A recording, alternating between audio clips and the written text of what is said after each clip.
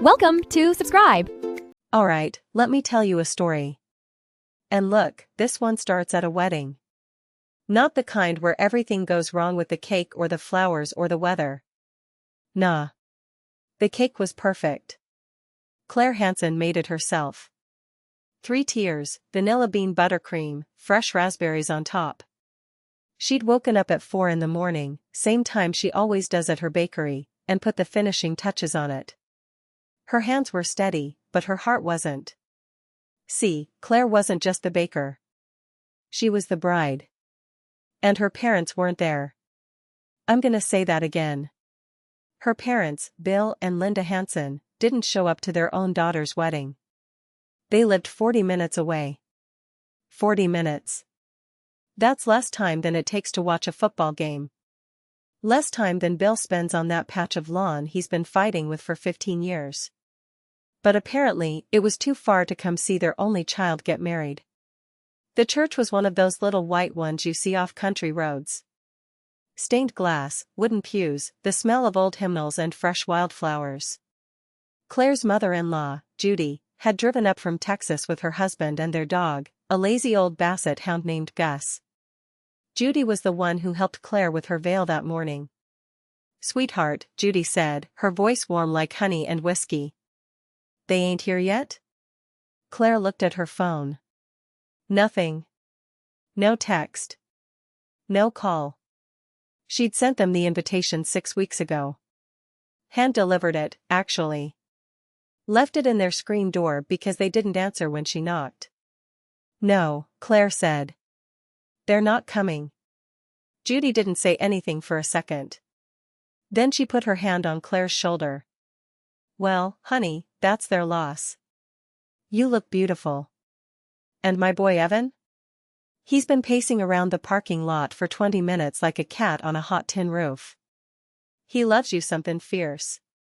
Claire smiled, but it was the kind of smile you put on when you don't want people to see you crack. Here's the thing about Claire.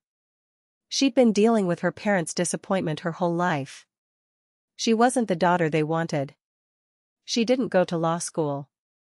She didn't marry a doctor. She opened a bakery, for God's sake. A bakery that barely broke even for the first 2 years. To Bill Hansen, a retired post office supervisor who measured everything in dollars and cents, that was just about the dumbest thing a person could do. "You know what your father said when I told him I was opening the Daily Rise?" Claire said to no one in particular, adjusting her dress in the mirror. "He said, well, at least you know how to clean up failure." Judy shook her head. "Lord have mercy. Some people got a heart the size of a pea." The ceremony happened anyway. Of course it did. Evan stood at the altar, tall and a little nervous, with that crooked smile Claire fell in love with back in college.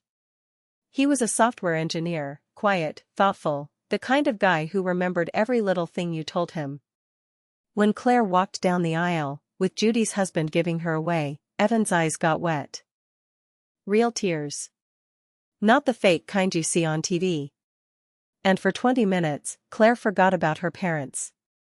She forgot about the empty pew on the bride's side. She forgot about the silence where her father should have been, the absence of her mother's fussing. She just looked at Evan and thought, this is my family now. This is enough. But weddings don't stay quiet. They move. They flow. The ceremony ends, and everyone drives to the reception. Claire and Evan rented out this old barn that had been converted into an event space. String lights crisscrossed the ceiling. Long tables with white cloths and mason jars full of baby's breath. Claire's cake sat on a wooden stand near the back. It was a good setup. Simple, warm, full of people who actually wanted to be there. And then, something happened. One of Evan's cousins came running inside, his face lit up like a kid on Christmas morning. "Yo, whose Porsche is that? The one out front? That thing is insane." People started murmuring. A Porsche? At this barn wedding? Evan's family wasn't rich. Neither was Claire's. Most folks drove Hondas and Fords and the occasional beat-up Chevy that had seen better days. Claire felt her stomach tighten. She knew exactly whose Porsche it was. Evan squeezed her hand. "You okay?" "I forgot it was parked out front," she whispered. "I wasn't thinking." "It's fine," Evan said, calm as always. "Nobody needs to know the details. Let them talk." "But you know how people are. Especially at weddings, where gossip spreads faster than the flu in a kindergarten." Within 10 minutes, everyone was whispering about the $135,000 Porsche 911 Turbo sitting in the gravel parking lot. Matte black. Tinted windows. Rims that cost more than most people's cars. Nobody knew where it came from. But they had theories. Maybe Evan's got money he don't talk about. "I heard Claire's bakery took off like crazy. She's got 3 locations now." "3? I heard 5. "Well, I heard her parents are loaded. Old money or something. Why else would she be so calm about them not showing up?" None of it was true. Not a single word. Here's the real story, the one Claire kept locked up tight. The Porsche belonged to Evan's uncle Walter. A man Evan hadn't seen in 10 years. Walter was the black sheep of the Ross family, a guy who made a fortune in commercial real estate and then kinda disappeared into his own world. No wife, no kids. Just money and a collection of cars he barely drove. 3 weeks before the wedding, Walter passed away from a heart attack. And in his will, he left the Porsche to Evan. Just the Porsche. Nothing else. Not the house, not the bank accounts, not the other cars. Just this one ridiculously expensive machine that drank premium gas and needed an oil change that cost more than Claire's monthly flour order. Evan didn't want it. He wasn't a car guy. He drove a 10-year-old Subaru with a dent in the back door and a coffee stain on the passenger seat that had been there since 2019. But the lawyer said if he didn't take the car, it'd just get auctioned off. So Evan drove it to the wedding. Figured it was a special occasion. Figured nobody would make a big deal out of it. He was wrong. Because you know who else heard about the Porsche? Yeah. Bill and Linda Hansen. It started with a phone call. One of Linda's friends from church, Margaret, was at the reception. Margaret's daughter was dating one of Evan's college buddies. Small world, right? Margaret saw the car. She took a picture. She posted it on Facebook with the caption, "Only the best for the happy couple. Wedding goals Porsche life." Linda Hansen saw that post within 15 minutes. She was sitting at home, in her living room, watching some home renovation show on HGTV, still in her robe at 4 in the afternoon. She'd spent the whole morning telling herself she'd made the right choice, skipping the wedding. Bill had been firm about it. "We're not endorsing this," he'd said, like Claire's marriage was a political candidate he refused to vote for. She made her choices. We made ours. But when Linda saw that Porsche, her mouth went dry. "Bill," she said, her voice shaking. "Bill, you need to see this." Bill grumbled, put down his golf magazine, and shuffled over. He looked at the picture. Then he looked again. His face didn't change expression, but something behind his eyes shifted. "Whose car is that?" he asked. "I don't know," Linda said. "Margaret says it was parked right outside the reception. Right out front. Like it belonged there." "Evan can't afford a Porsche," Bill said, but his voice wasn't as sure as it usually was. "The boy works in computers. He makes decent money, but not Porsche money." "Well, what of Claire's bakery?" Linda let the question hang in the air. Bill was quiet for a long moment. Then he said the words that would set the whole ugly evening in motion. "Get dressed. We're going." "To the wedding?" "Bill, it's almost over. The ceremony was hours ago." "I don't care about the ceremony," he said, already heading to the bedroom. "We're going to the reception. We need to see what's going on with our daughter." Our daughter. He hadn't called her that in 3 years. Not since Claire announced she was dropping out of business school to pursue baking. To Bill, that was the day his real daughter disappeared and got replaced by a stranger who smelled like sourdough. They got in their Buick and drove the 40 minutes to the barn. Bill wore his good blazer, the one he wore to funerals and Rotary Club dinners. Linda put on lipstick and kept checking her reflection in the visor mirror, nervous as a cat. When they pulled into the gravel lot, the Porsche was still there, gleaming under the string lights like something out of a movie. Bill parked 3 spaces away from it, got out, and just stared. He walked around the car slowly, not touching it, just looking. The way a hunter looks at a trophy buck. Matte black, he muttered. Turbo model. This is a $130,000 car. Easy. Linda clutched her purse. Do you think Claire? I don't know what to think, Bill said. But we're about to find out. They walked toward the barn, and with every step, they transformed. Bill straightened his shoulders. Linda put on her company smile, the one she used at church potlucks when she wanted people to think everything was fine. They were no longer the parents who skipped their daughter's wedding. They were the proud mom and dad, fashionably late, ready to celebrate. Inside, the party was in full swing. Music played. People danced. Evan's uncle cracked jokes that were a little too loud and a little too dirty, and Judy laughed the hardest. Claire was standing near her cake, talking to one of Evan's cousins, when she saw the barn door open. And there they were. Bill and Linda Hanson. Walking in like they owned the place. Smiling like they hadn't shattered her heart 12 hours ago. The room didn't go silent. Not quite. But people noticed. Conversations paused. Heads turned. Everyone knew the story. Everyone knew her parents had skipped the ceremony. And now here they were, strolling into the reception like nothing happened. Claire felt her knees go weak. Evan, who was across the room, saw what was happening and started moving toward her immediately. But he wasn't fast enough.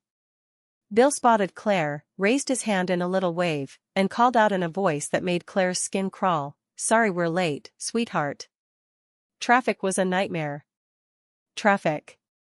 At 6 o'clock on a Saturday. On a country road between their house and this barn. Traffic. Claire didn't move. She didn't speak. She just watched her parents work the room, shaking hands, introducing themselves to Evan's family, acting like they'd been invited and welcome all along. Bill clapped Evan's father on the shoulder like an old friend. Linda complimented the decorations she had nothing to do with. And all the while, Claire stood there, thinking about the yeast she'd proofed that morning. How it needs time. How it needs warmth. How it needs attention. How you can't just throw it in at the last minute and expect the bread to rise. Her parents had been absent for the entire process. And now they wanted to show up for the finished loaf. The question was, what were they really hungry for? Claire caught Evan's eye across the room. He raised his eyebrows. You okay? She gave a tiny nod. Not really. But I will be. Because here's what Bill and Linda didn't know. Here's what nobody knew, except Claire and Evan and Judy. That Porsche out there? It wasn't a symbol of success. It wasn't proof that Claire had finally made it. It was a dead man's car. A strange, inconvenient gift from an uncle who barely knew them. And in 2 weeks, they were selling it to fund something real, something that actually mattered.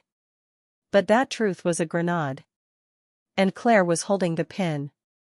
For now, she'd let them smile. Let them shake hands.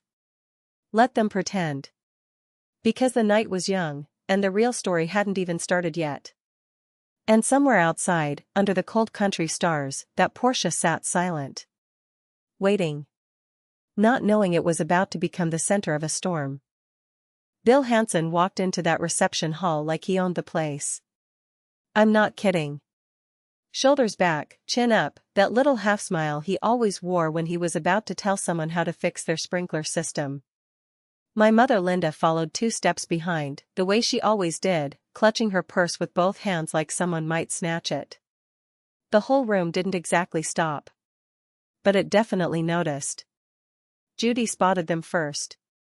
She was over by the buffet table, sneaking a dinner roll into her purse for later. That woman is a treasure, I swear. And when she saw Bill and Linda, her eyebrows went up so high they nearly left her face. She caught my eye from across the room and mouthed something that looked like the hell, and I just shrugged. What was I supposed to do?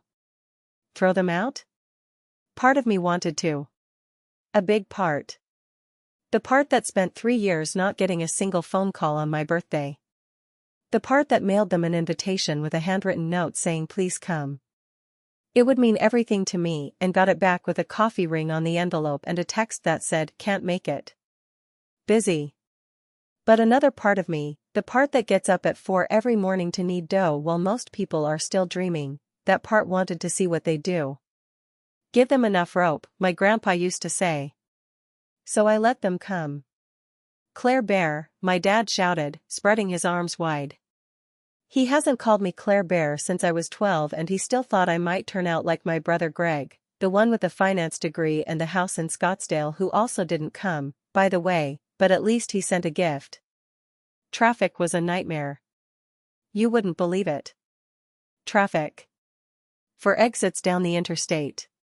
40 minutes with a tailwind. Hi, Dad. Hi, Mom. I let them hug me. My mom's arms felt stiff, like she was hugging a stranger at church. Maybe she was. Sweetheart, you look beautiful, Linda said, but her eyes were already scanning the room, doing the math. Counting heads. Sizing up the flowers, the tablecloths, the champagne flutes. Looking for the price tags. Thank you. And that cake. She pointed at my wedding cake, the one I'd stayed up till 2 in the morning finishing because I wanted it perfect.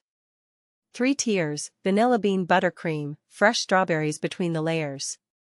Did you get it from a bakery in the city? It looks expensive. I made it, Mom. I own a bakery. Remember? She blinked like I'd spoken a foreign language. Oh. Right. Of course. I just thought, well. She trailed off, waving her hand vaguely at the room. All of this. It's so nice. Judy appeared at my elbow, buttered dinner roll still in hand. Yeah, the kids did good. Not that you'd know, seeing as you weren't here for the ceremony or nothing. My mother's face went tight.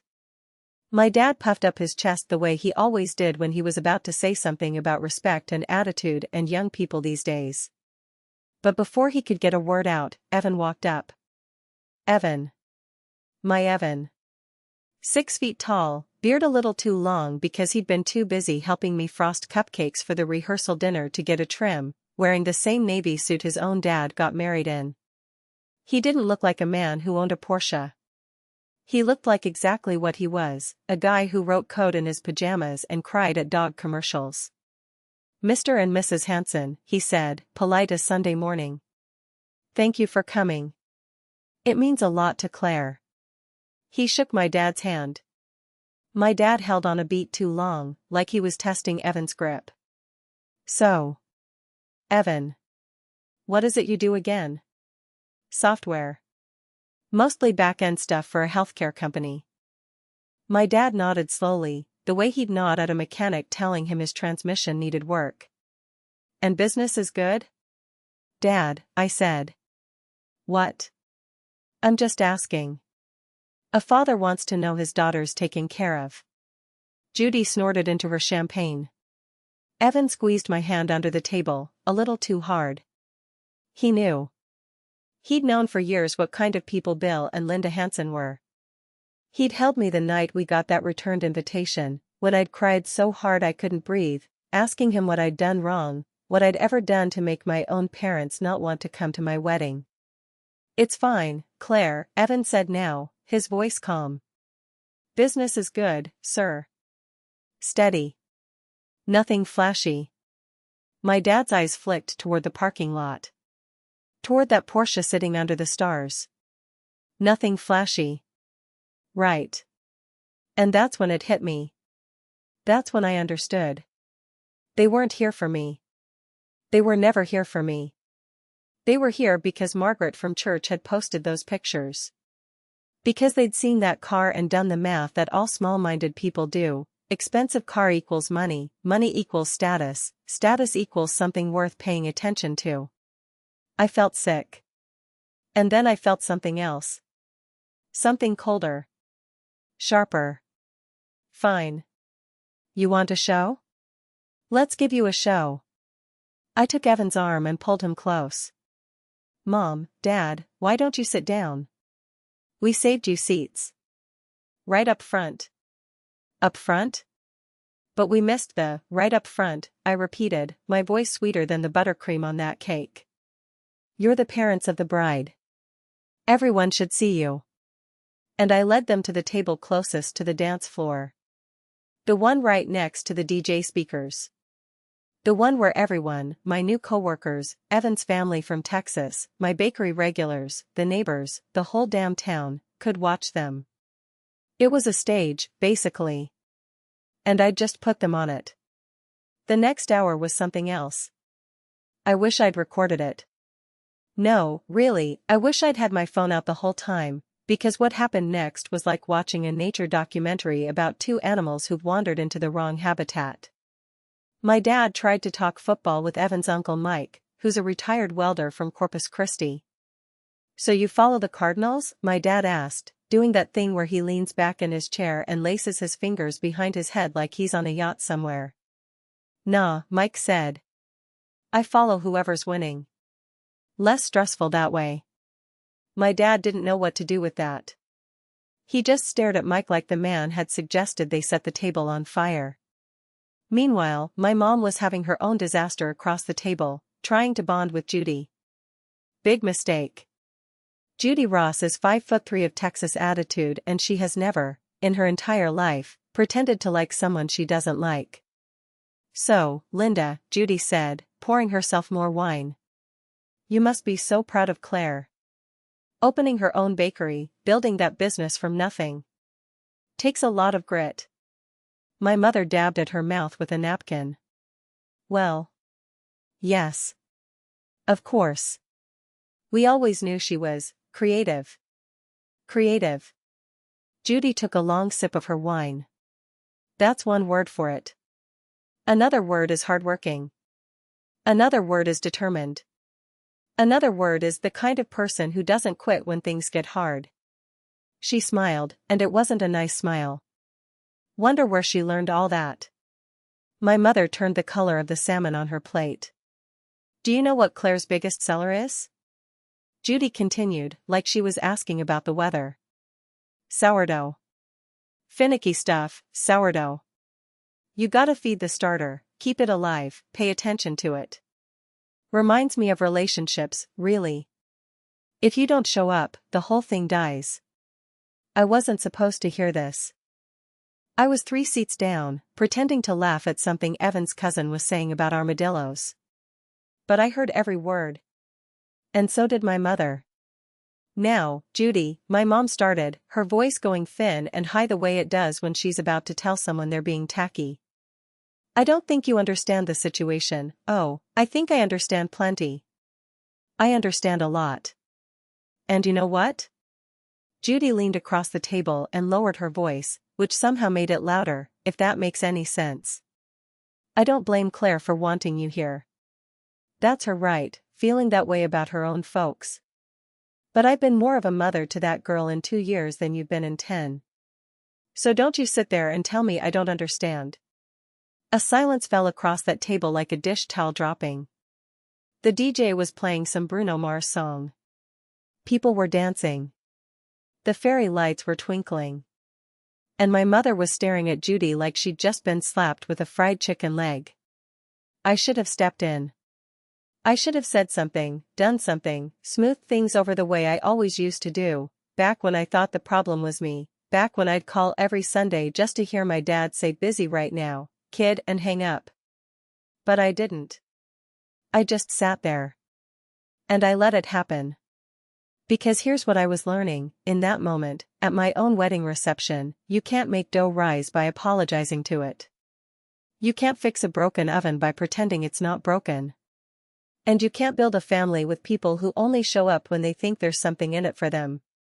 My dad must have sensed something was wrong, because he appeared at my mother's elbow, red-faced from the champagne he'd been drinking too fast. "Everything okay here?" "Everything's fine," my mother said, her voice tight as a drum. "We were just discussing recipes." "Right," Judy said. "Recipes. For relationships." My dad looked from Judy to me to Evan. He was trying to figure out the angle, trying to read the room. That was always his thing, not understanding people, but reading them like a book he was going to use for leverage later. "Claire," he said, and his voice dropped into that low, serious register he used for lectures about student loans and car payments. "Can we talk outside for a minute? Privately?" And that's when I felt it. The shift. The roll of the dice. Because I knew what was coming. He was going to ask about the car. He was going to hint at problems, maybe an investment opportunity, maybe a small loan, something that would let him get his hands on what he thought was mine. 3 years of silence, and now this. "Sure, Dad," I said, and my voice was so calm it surprised me. "Let's talk. But not outside." I stood up and clinked my glass with a fork. The room went quiet. "Everyone? Can I have your attention for just a second?" Evan looked at me, eyes wide. Judy put down her wine. My parents froze like deer in the headlights of that Porsche they'd been chasing. "I just wanted to make a toast," I said, "to family. To the people who show up. To the people who stay. To the people who love you not because of what you have, but because of who you are." I raised my glass. "To everyone who's been here. From the beginning. From before there was anything flashy or impressive or worth showing off. Thank you. I see you. And I love you." The room erupted. Glasses clinked. People cheered. Evan's Uncle Mike hooped loud enough to rattle the speakers. And my parents? My parents just stood there. Smiling frozen smiles. Not knowing that the real conversation, the one that would change everything, hadn't even started yet. Because later that night, my dad would corner Evan in the parking lot. And what he'd say would break something open that could never be put back together. But that's a story for the next chapter. The reception was winding down. The DJ had played the last slow song, and couples were drifting toward their cars, shoes in hand, ties loosened. Evan's Uncle Mike was still on the dance floor, attempting some kind of move that looked like a man fighting a swarm of bees. Judy was laughing so hard she had to sit down. I was standing near the dessert table, watching the last of the cake disappear. My cake. The one I'd spent 3 days building, layer by layer, filling it with lemon curd and buttercream and years of practice. The one my mother had assumed came from a bakery in the city. That stung more than I wanted to admit. Not the assumption itself, but what it represented. She didn't know me. She'd never bothered to learn. I was scraping the last bits of frosting off a plate when I noticed Evan wasn't in the room. And neither was my father. My stomach dropped. Not fear. Not anxiety. Just recognition. The feeling you get when you know exactly what's about to happen, and you've been waiting for it your whole life. I walked out through the side door of the banquet hall. The parking lot was mostly quiet now, just a few stragglers heading to their cars. The air was cool for June, with that lake breeze that made you wish you'd brought a jacket. And there they were. My father had Evan cornered near the Porsche. Not physically cornered, Evan's taller, broader, and 15 years younger, but emotionally cornered. My dad was doing that thing he does, leaning in close, using his "I'm just trying to help" voice that actually means I'm about to ask for something. I stopped about 20 feet away, behind a minivan. They didn't see me. "Not asking for much," my father was saying. "I'm just saying, you're family now. And family helps family." Evan had his hands in his pockets. His posture was relaxed, but I knew him well enough to see the tension in his shoulders. "Bill, I'm not sure what you're asking." "Your business." The software thing. I've been reading about it. Startups like yours, they take investment, right? Capital. That's what they call it. Sometimes, yeah. Well. My father spread his hands like he was presenting a gift. Here I am. Family investor. Keep it in the family, that's what I always say. I almost laughed out loud. Keep it in the family. This from the man who hadn't called me on my birthday in 3 years. Evan was quiet for a moment. Then, Bill, with respect, Claire and I aren't looking for investors. And if we were, don't be hasty. My father's voice had an edge now. You've got a lot going for you. The car, the suit, the whole setup. But I know how these things work. Cash flow. Liquidity. A man in your position could use a partner who understands the real world. The real world. That's right.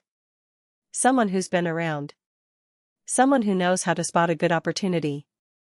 Evan looked at him for a long moment. Then he did something I'll never forget. He just smiled. Not a mean smile. Not even a sarcastic smile. Just sad. Bill, can I ask you something? Shoot. Where were you? My father blinked.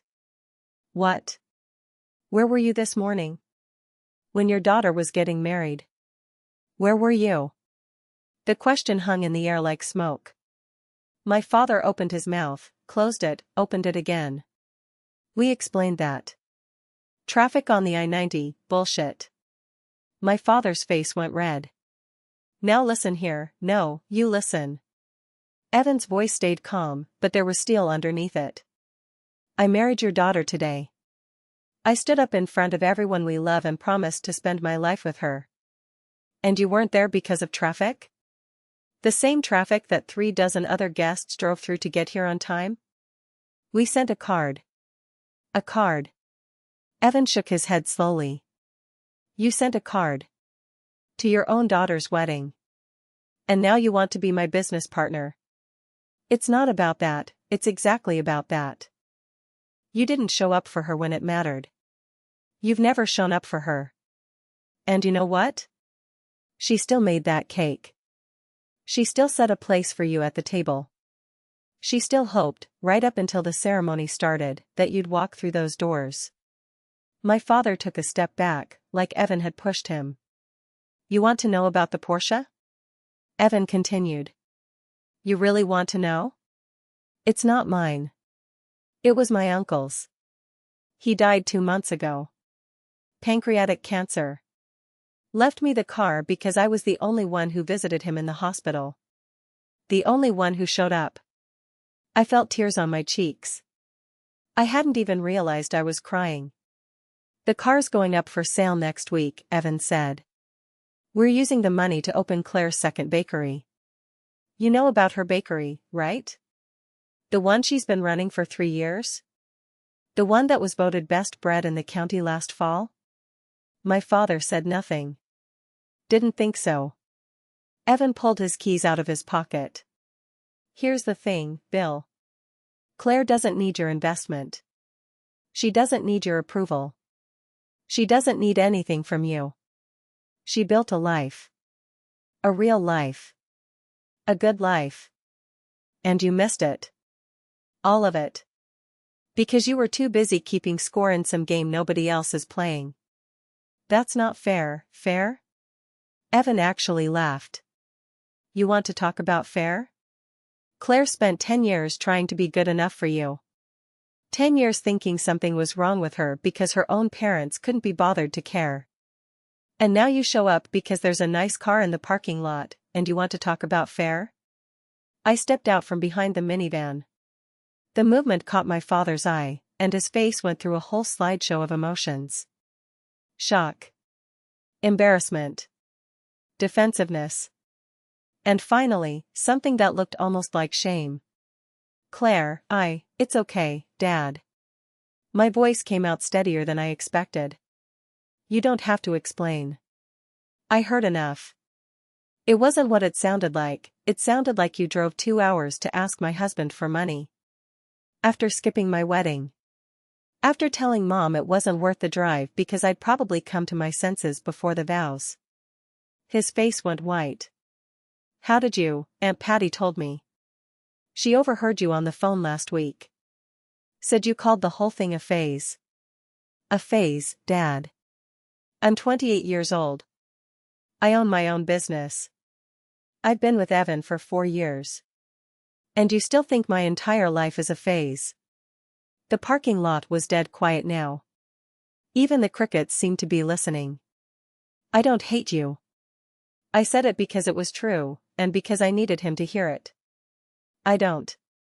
I wanted to, for a long time. I thought if I could just hate you enough, it wouldn't hurt anymore. But it doesn't work that way. Claire. Let me finish. Please. I took a breath. You spent my whole life making me feel like I wasn't enough. Not smart enough. Not successful enough. Not, whatever enough. And for years, I believed you. I thought if I could just try harder, be better, make more money, you'd finally see me. Finally care. But that's the trap, isn't it? There's always going to be a nicer car. A bigger house. A better job. Someone else's daughter who became a doctor or a lawyer or whatever it is you wanted me to be. It'll never end. Because the problem isn't me. It never was. My father opened his mouth. For once in his life, Bill Hansen had nothing to say. I'm done chasing you. The words felt like dropping something heavy I'd been carrying for decades. I'm done hoping you'll change. I'm done twisting myself into knots trying to be someone you approve of. I'm a baker. I make bread. I get up at 4 in the morning and I work with my hands and I love it. And if that's not good enough for you, that's your loss. Not mine. Evan moved to stand beside me. He didn't say anything. He didn't need to. He just put his hand on my back, right between my shoulder blades, and left it there. Like an anchor. My father stood there, small and old in the parking lot lights. The Porsche gleamed behind him, and for one weird moment, I almost felt sorry for him. He'd driven all this way for a car that wasn't even staying, for an investment he was never going to get, for a daughter he'd already lost years ago. Your mother's going to be upset, he finally said. I know. I wiped my eyes with the back of my hand. But she's been upset my whole life. Upset about me, upset about the neighbors, upset about everything. I can't fix that either. What am I supposed to tell people back home? About this? He gestured vaguely at the banquet hall, at me, at everything. Tell them the truth. I shrugged. Tell them you came for the car and stayed for the cake. They'll probably think it's funny. It's not funny. No. It's not. I looked at him one last time. Really looked. At the wrinkles around his eyes. At the spot on his collar where he'd spilled coffee. At the hands that used to lift me onto his shoulders at parades, back before everything got so complicated. Goodbye, Dad. Drive safe. I turned and walked back toward the hall. Evan stayed for a moment longer, and I heard him say something I couldn't quite catch. Then his footsteps followed mine. We didn't go back inside. Instead, we walked around to the front of the building, where the lake stretched out dark and silver under the moon. We found a bench near the water and sat down. You okay? Evan asked. I leaned into him. I don't know. Ask me tomorrow. Fair enough. We sat there for a while, watching the moonlight ripple on the water. Somewhere inside, the DJ was packing up. Judy was probably still laughing. The cake, my cake, was probably almost gone. I meant what I said, Evan said after a while. About the bakery. I know. Second location. Better equipment. You could finally hire someone to handle the early morning shifts. I know. I already found a place.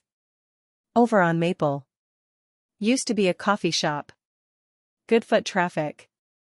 I sat up and stared at him. You already found a place? He grinned, that goofy grin I'd fallen in love with when we were both broke college kids eating ramen in a studio apartment. I may have snooped around a little. Talked to a realtor. Drew up some numbers on a napkin. On a napkin. 3 napkins, actually. The math got complicated. I laughed. I couldn't help it.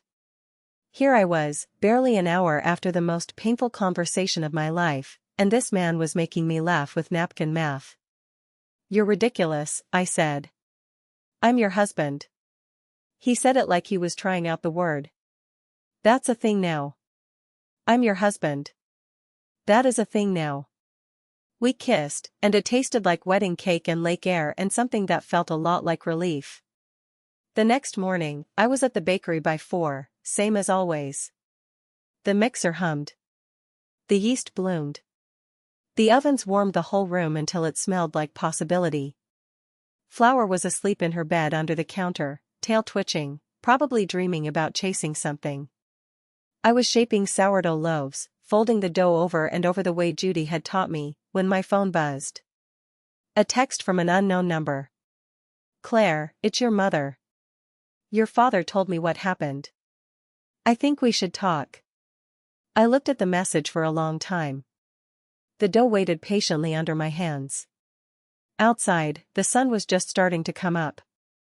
The delivery trucks were rolling in. The birds were doing their morning thing. And somewhere in this town, a coffee shop on Maple Street was sitting empty, waiting to become something new. I put the phone down. I picked up the dough. I kept working. Maybe I'd call her back. Maybe I wouldn't.